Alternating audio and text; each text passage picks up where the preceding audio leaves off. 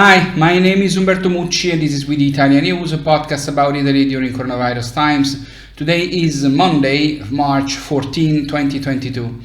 Here in Italy, there is certainly a more relaxed and unfortunately less cautious approach to coronavirus control measures. This is a problem in addition to the contagiousness of the Omicron variant and its subvariants circulating in Italy, to the fact that spring has not yet arrived and it is still cold, and that the vaccination campaign has basically stopped. The Italians who have not even done the first dose are almost 7 million, and are people among whom the virus can circulate without obstacles. In European countries where it was decided before Italy to relax restrictions to fight the COVID, there is an increase in new positives that makes them fear a fifth wave. This fear is not yet present in Italy, although the curve of new positives have begun to rise again here, but very slowly. Still, fortunately, Italian hospitals continue to empty. Even if the colored zone system is coming to an end in Italy, it is still on, and today 8 Italian regions turn low COVID risk white. They are Emilia-Romagna, Friuli-Venezia Giulia, Liguria, Molise, Puglia, Sicily, Tuscany and Val d'Aosta. From today, only Calabria, Lazio, Marche and Sardinia remain in yellow anti-COVID zone, and none is in the red zone, the worst one. March 31 is getting closer and closer. On that day, the state of emergency will expire after more than 2 years, and a government plan is expected to arrive at a further and progressive loosening of the anti-COVID measures. Draghi's executive is working on a timetable, but there is still no certainty as to when it will be defined and illustrated. Without the state of emergency, there should be no longer the colors of the regions, the massive use of smart working, and the scientific-technical committee that advises the government. That of the Green Pass remains one of the aspects on which there are more hypotheses and on which the calendar should focus. There is talk of a gradual elimination of green certification, starting with outdoor places and then moving on to indoor ones. The goal is to get the summer without restrictions. The concern for the war continues to be very high in Italy as the Russian invasion of Ukraine continues and advances westward, and some Ukrainian cities on the border with Poland, i.e. on the border with the European Union, have already been bombed. Ukraine has officially put forward its request to join the EU. The heads of European governments met to address this very sensitive issue. The head of the Italian government, Draghi, said that Italy is very supportive of Ukraine's application to join the EU, but it will take time because the EU treaty provides for very precise procedures for entry and a long period of structural reforms and many other obligations to bring the society, the economy and the institutional level of a country to one comparable to others of various EU members. By the way, Italy is in favor, but not all European countries are. In this regard, a poll published yesterday says that 7 out of 10 Italians want Ukraine in the EU, while 9 out of 10 are very concerned about the war.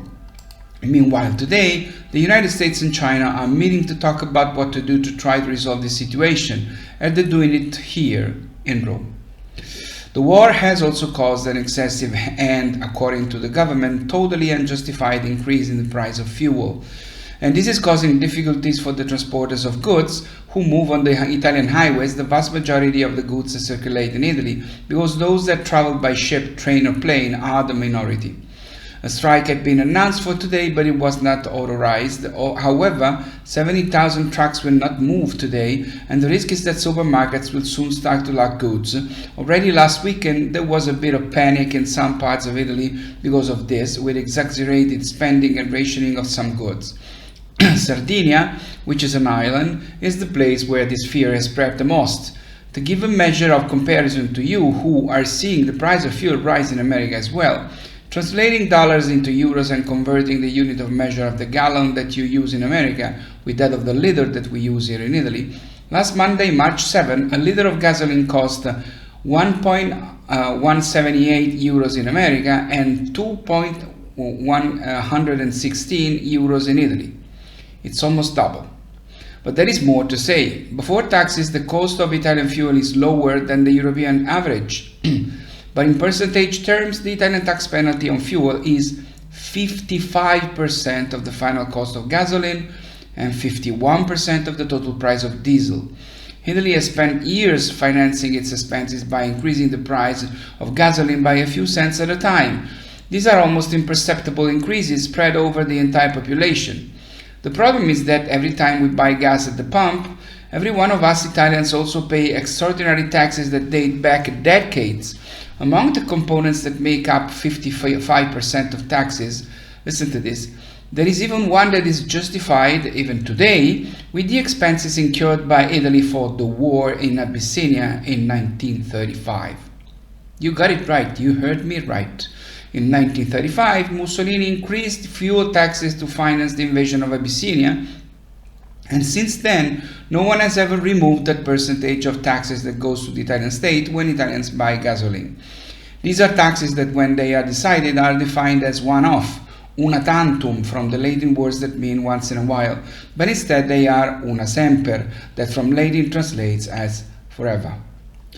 In February 2021, a report ranked international cuisines according to the number of tagged foods on Instagram, and Japanese cuisine topped the chart with over 15.5 million hashtags. Italian foods followed close with 14.7 million hashtags, and Indian cuisine placed third. A year later, in February 2022, Italian cuisine is on top of the world. With Italian cuisine being the ultimate comfort food, it's no wonder that hashtag pizza and hashtag pasta are among the top 5 most cherished foods worldwide.